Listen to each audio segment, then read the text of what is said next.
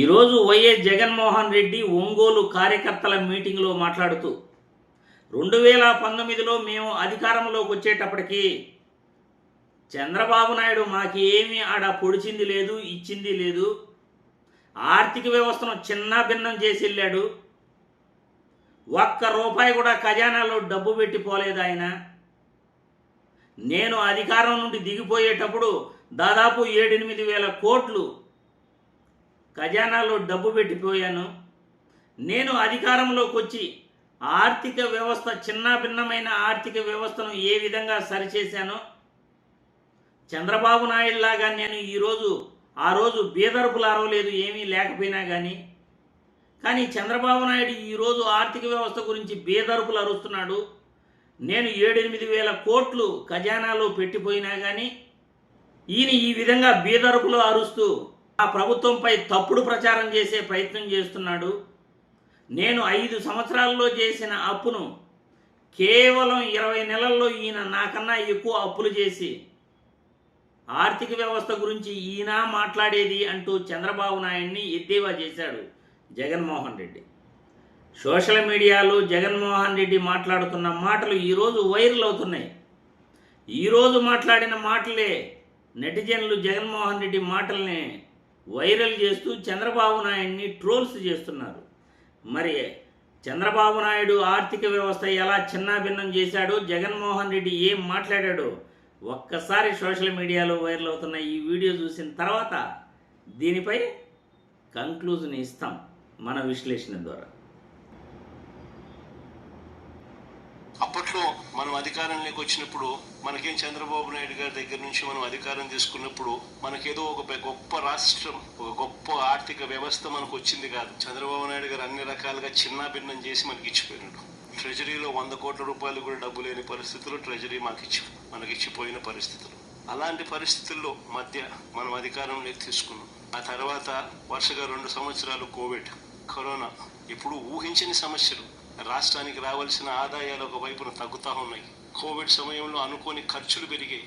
అయినా కూడా ఏ రోజు కూడా మనము ఈ సమస్యలన్నీ చూపించి ప్రజలకు ఇచ్చిన మాటను ఎగరగొట్టడానికి ఏ రోజు ప్రయత్నం చేయాల.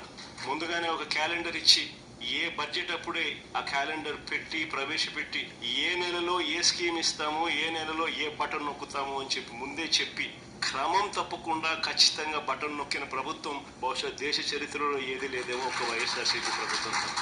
మన 5 ఏళ్ల పాలన కలిపి అందులో 2,73,000 కోట్లు నేరుగా బటన్లు నొక్కి నా అక్క చెల్లెమ్మల కుటుంబాల ఖాతాలకు ఎవరెవరికి ఎంతెంత ఇచ్చినామని ఆధార్ నెంబర్లతో సహా చెప్పగలిగిన పరిస్థితి ఒక్క వైఎస్ఆర్సీపీ ప్రభుత్వంలో ఉన్న మనకు మాత్రమే చేయగలుగుతాం. మరి ఈరోజు చంద్రబాబు నాయుడు గారి ప్రభుత్వం 2 ఏళ్లకే మనం 3,31,000 కోట్లు అప్పు చేస్తే చంద్రబాబు నాయుడు గారి ప్రభుత్వం 2 ఏళ్లకే కమిటెడ్ అప్పులు, గ్రాస్ అప్పులు ఈ 2 కలిపితే 2 ఏళ్లకే 3,30,000 కోట్లు దాటాయి. కానీ ప్రజలకు మనం ఇంతకు ముందు చేస్తా ఉన్న అన్ని పథకాలు రద్దయిపోయినాయి. ఈయన ఇచ్చిన సూపర్ 6, సూపర్ 7 మాటలన్నీ కూడా మోసాలుగా తేలిపోయాయి. చూశారుగా జగన్మోహన్ రెడ్డి మాటలు, ఈరోజు మాట్లాడిన మాటలు సోషల్ మీడియాలో అప్పుడే వైరల్ అవుతున్నాయి. మరి గత వైసీపీ ప్రభుత్వం గురించి, ఆర్థిక వ్యవస్థ గురించి, రాష్ట్ర అప్పుల గురించి పదే మాట్లాడే చంద్రబాబు నాయుడు గారు 2019లో అధికారం దిగిపోయేటప్పుడు మీరు జగన్మోహన్ రెడ్డికి ఏమి ఇచ్చి పెట్టారు, ఏమి ఇచ్చి మీరు అధికారం నుండి దిగిపోయారు, మీరిచ్చిన అభివృద్ధి ఏంటి, మీరిచ్చిన ఖజానాలో డబ్బులేంటి, సమాధానం చెప్పాలి రాష్ట్ర ప్రజలకు. ఏదో మీరు పెద్దగా వెలగబెట్టేనట్లు, జగన్మోహన్ రెడ్డికి 1000 కోట్లు ఖజానాలో పెట్టి వెళ్ళినట్లు, రాష్ట్రాన్ని అభివృద్ధి మీరే చేసేసినట్లు ప్రతి మీటింగ్లో చెప్పుకుంటారు కదా. కనీసం ఖజానాలో 100 కోట్లు కూడా అధికారం నుండి దిగిపోయేటప్పుడు పెట్టి వెళ్ళకపోతే ఆ కొత్తగా వచ్చిన ప్రభుత్వం ఎలా ఉద్యోగులకు జీతాలు ఇస్తుంది, రాష్ట్ర ప్రజలకు ఏం చేస్తుంది? ఆ మాత్రం కూడా అవగాహన లేని నాయకుడా మీరు చంద్రబాబు నాయుడు గారు? చెప్పండి, ఆర్థిక వ్యవస్థ గురించి మీరా మాట్లాడేది?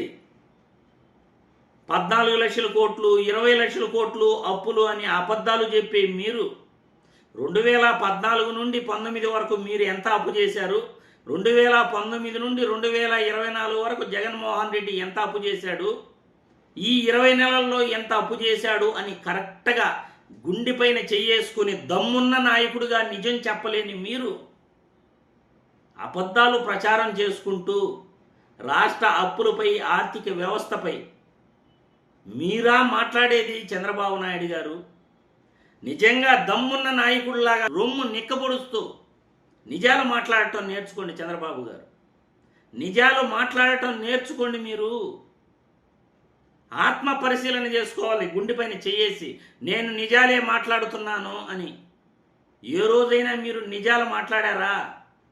రాష్ట్ర అప్పులపై కానీ, లేకపోతే ఆర్థిక వ్యవస్థ గురించి కానీ, సంక్షేమ పథకాల గురించి కానీ, మీరు ఇచ్చిన హామీల గురించి కానీ కాలర్ ఎగరేసుకుని మా నాయకుడు ఇది చేశాడు అని నిజాన్ని నిర్భయంగా చెప్పగలిగే దమ్ము, ధైర్యం మీ కార్యకర్తలకు ఉందా?